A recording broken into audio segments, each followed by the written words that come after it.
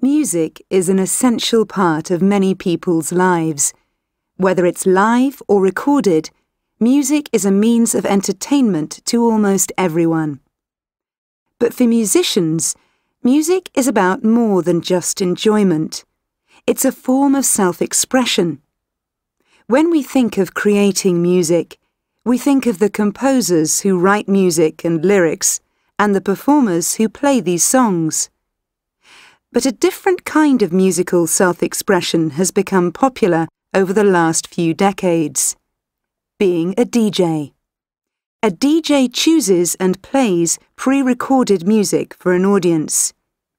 He or she mixes and manipulates the rhythms and beats using different creative methods. Although the style varies depending on the DJ, the result is usually a high-energy sound that's perfect for dancing. The term DJ comes from the words disc and jockey. The word disc refers to a vinyl record. Records may seem old-fashioned to people who download music from the internet, but many DJs today still use them to spin. At a club, a DJ might mix on a computer, a tablet, a turntable, or any combination of the three. DJs don't just work at clubs. They play at events such as weddings and birthday parties. DJs also play and discuss music on a podcast or at a radio station. In fact, DJs have been on the radio for more than a century.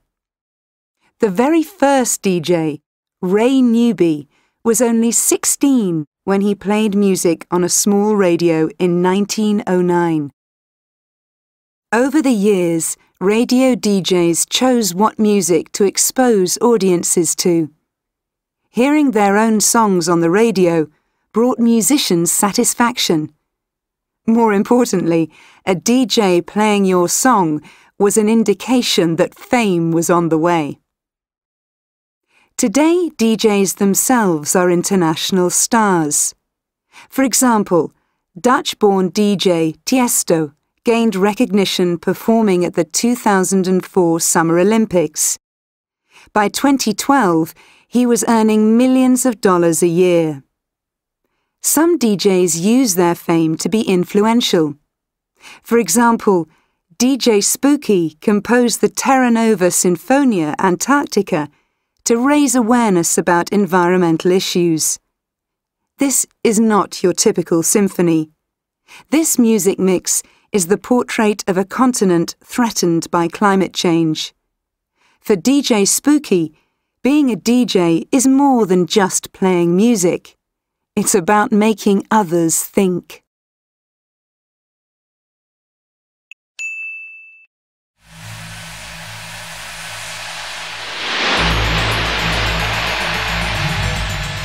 DJ Spooky sees music as information, and he wants his audience to do the same. He realizes that most people listen to music for enjoyment, but he's mixing music to inform people about social and environmental issues. Terra Nova Sinfonia Antarctica is an example of how DJ Spooky gets creative to connect music with issues. Although he works with classical musicians on this multimedia show, he doesn't view the music just as a symphony, but rather as a portrait of the changing landscape of Antarctica.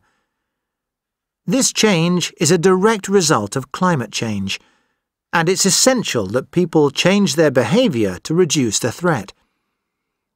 As an indication of his concern for these threats, he visited Antarctica to directly interact with and record the landscape. He mixes this recording with a live performance and images from the continent for an experience that will certainly change his audience's views on the effects of climate change.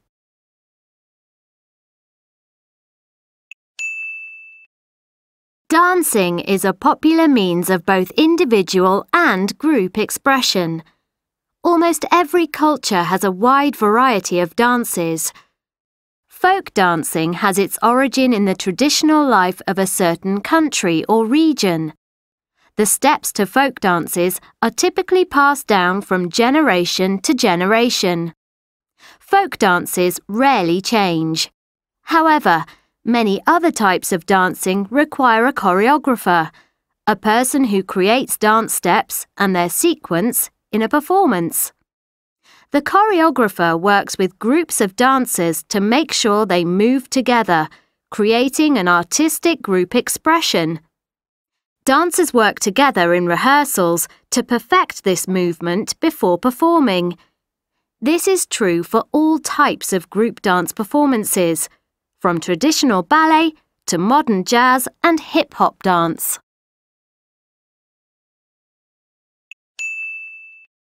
Music for chilling out. You've never heard music this cool.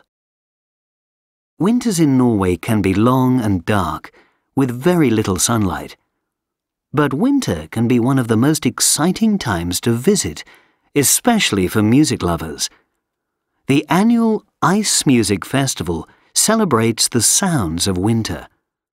At the festival, held in the small mountain town of Geilo, world-class musicians play frozen instruments in an orchestra unlike any other.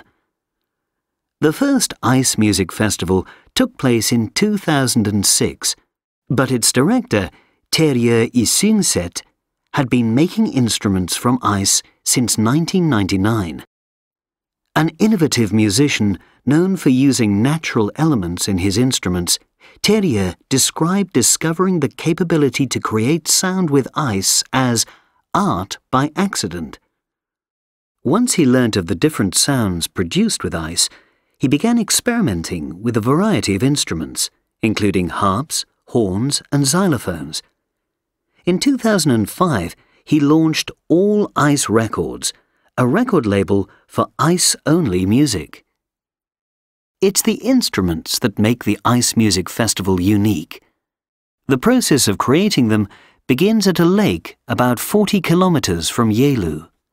Here the ice is clean and pure, perfect for making music.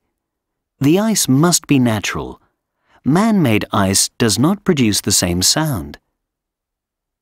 Workers cut 272 kilogram blocks of ice from the lake and transport them back to town on snowmobiles. Next, ice sculptor Bill Kovitz works alongside the musicians for hours to create instruments. Bill carves individual parts of each instrument, then uses water as glue to hold the parts together. Working with ice creates new challenges for the musicians. The ice instruments are much more fragile than regular instruments, and performers can't play familiar songs because they don't know what sounds the ice instruments will make. You cannot go on stage and expect a certain sound. You have to play with the sound that instrument actually can make, and then try to create good music out of this, says Terra. Perhaps the biggest challenge, though, is being sure that the instruments don't melt. The musician's body heat is a threat to the instruments, especially for horn players who are blowing warm air right into the ice. Despite the challenges, the festival brings people from around the world to hear this incredible tribute to winter, nature, and music.